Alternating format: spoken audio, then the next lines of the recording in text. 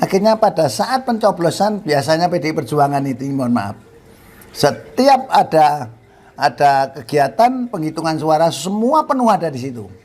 Ini kenapa kok semua kabur?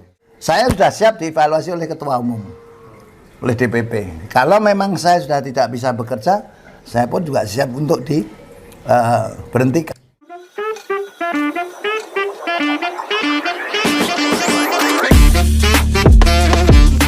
Orang itu bertanya, Pak Rudi, kenapa Pak Ganjar bisa mendapatkan suara yang sebegitu rendahnya, Jadi Pak? kalau menanggapi hal yang tadi disampaikan, mengapa Ganjar Pranowo di Jawa Tengah kalah dan di tempat yang lain juga semuanya kalah? Ya, nasional.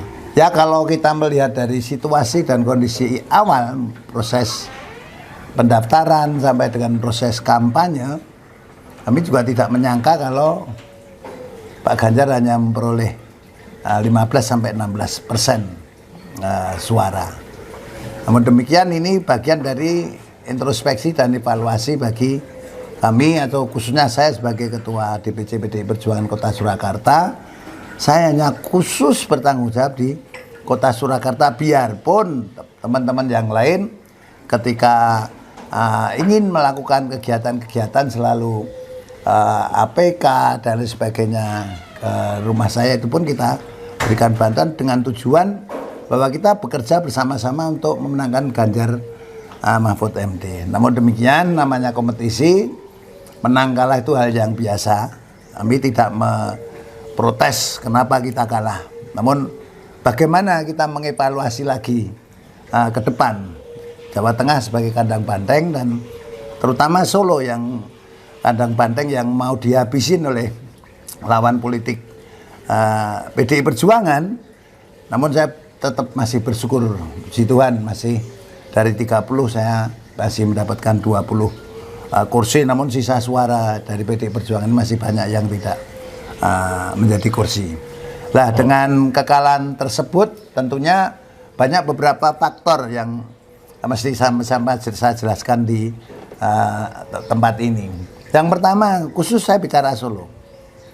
Dari awal strategi pemenangan ini sudah kami lakukan. Dan bahkan pernah saya sampaikan rapat 3 pilar. Waktu itu struktur partai, legislatif dan eksekutif, Mas Wali dan Pak Wakil ikut di situ. Nah, sehingga kami strategi kita, setiap TPS 30 orang itu ternyata habis semua.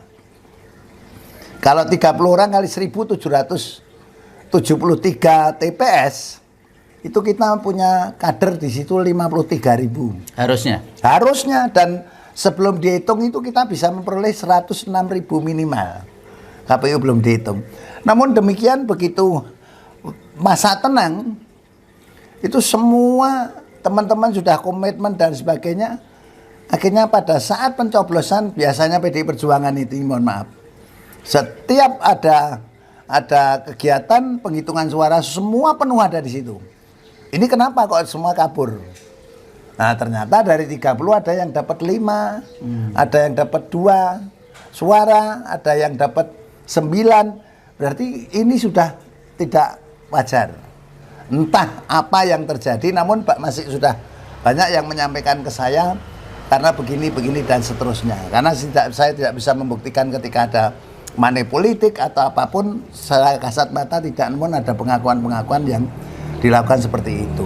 Nah, sehingga dengan kekalahan yang seperti itu, dengan apa yang disampaikan oleh DPP partai dengan TSM itu ya memang terstruktur, sistematis dan masif, itu ya memang terjadi situ. Termasuk bukti-bukti ketika menurunkan bansos itu sudah ada tulisan pasangan Prabowo Gibran. Foto-fotonya masih ada semua, dan ya buat apa kita mau seperti itu?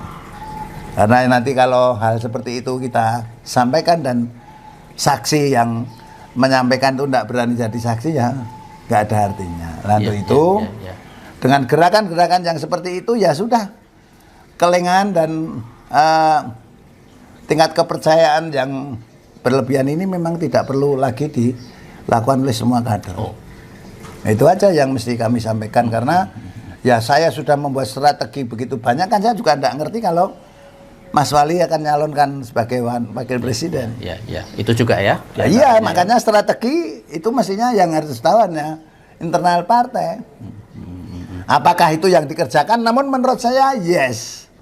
Karena ketika penghitungan suara biasanya supporter itu datang semua 30 petugas itu karena pengalaman 2014, 2019 kita mulai kan 2009 itu. Itu semua ada hasilnya. Kali ini yang jebol. Entah apa yang menjadi penyebabnya, namun itu bagian dari evaluasi saya sebagai ketua partai. Itu sesungguhnya kan kader asli PDI Perjuangan. Kader asli PDI Perjuangan. Bertahun-tahun juga ikut Pak Rudi kan. Iya, enggak tahu kok.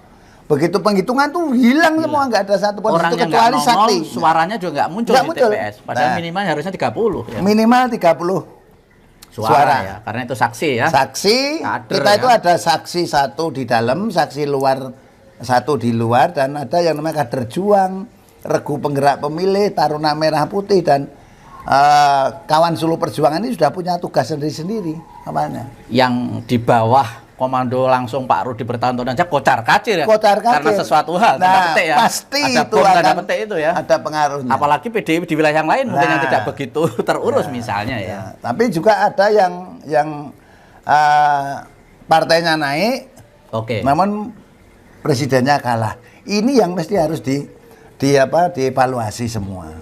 Saya sudah siap dievaluasi oleh ketua umum, oleh DPP. Kalau memang saya sudah tidak bisa bekerja, saya pun juga siap untuk diberhentikan. Karena Kongres akan diperpanjang tahun 2025. Oke. Tentunya surat keputusan DPC sebagai pengurus ini kan akan diperpanjang oleh DPP partai. Saya sudah menyampaikan saya siap untuk dievaluasi pada DPP partai.